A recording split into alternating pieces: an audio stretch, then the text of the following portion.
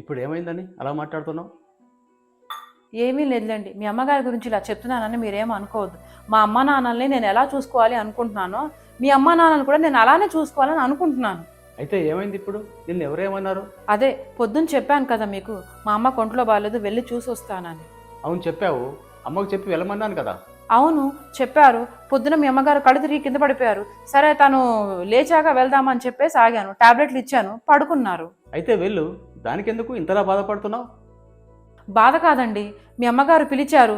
పిలిచి మీ అమ్మని చూసుకోవడానికి అక్కడ చాలా మంది ఉన్నారు, నువ్వు ఇక్కడే ఉండాలి, నన్ను చూసుకోవాలి అంటున్నారు. నేనేం చేయను చెప్పండి?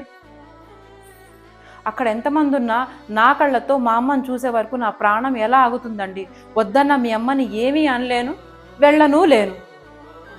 మీరు చెప్పండి, మా అమ్మా నాన్నని చూడకుండా నేను ఉండగలనా? నాకు పుట్టింటికి వెళ్ళే స్వేచ్ఛ కూడా లేదా అండి? ఏంటో అర్థాన్ని జీవితం. అర్థం కాని వయసులో ఆనందాన్ని ఇచ్చి అన్నీ అర్థమైన నాటికి కన్నెళ్ళనే మిగులుస్తుంది. నువ్వు బాధపడకు. అమ్మకు సర్ది చెప్పే బాధ్యత నాది. నువ్వు వెళ్ళిరాపో.